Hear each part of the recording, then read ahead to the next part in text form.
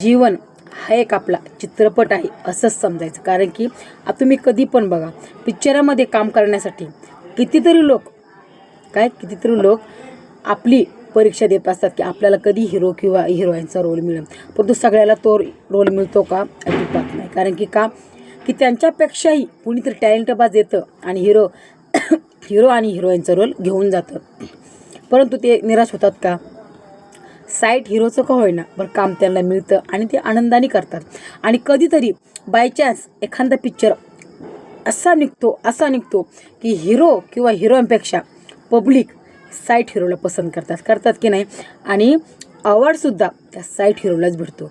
म्हणून आपल्याला तो डायरेक्टरने जर रोल दिला आहे ना, हिरो किंवा हिरोईनचा नाही दिला तर निराश नाही व्हायचं. साईड हिरो किंवा साईड हिरोईनसारखं काम करायचं. कधीतरी आपल्यालासुद्धा व्हॅल्यू भेटणारे हेच मनात ठरवायचं. कारण की आणि तो पण इतका इमानदारीने इतक्या चांगल्या रीतीने जर पार पाडला ना, नक्कीच हिरोईनपेक्षाही आपल्याला जास्त आवड मिळू शकतं. म्हणून निराश न होता जीवनाचा आपला चित्रपट ह्या कधी संपण कुणाचाच भरोसा नाही आहे. म्हणून सगळ्यासंग प्रेमाने आणि आवडीने जगा. कारण की आत्ता जर आणि स्वतःसाठी एक दिवस असा जगा ना की सगळ्या दिवसाची भरपाई त्या दिवसामध्ये झाली पाहिजे. कारण आपण काय करतो, इतरासाठी भरपूर जगतो, पण स्वतःसाठी जगण्याची वेळ आली ना तोपर्यंत वेळ तर निघून गेलेली असते. आणि माणूस सहज म्हणतं की आता मुलाबाळांचं झालं लग्नकार्य, आता मी सुखाने राहील. असं नाही आहे. कोणताही क्षण आपल्यासाठी थांबवून ठेवला जात नाही. तो फक्त क्षणिक असतं. म्हणून स्वतःसाठी जगा, स्वतःसाठी हवा.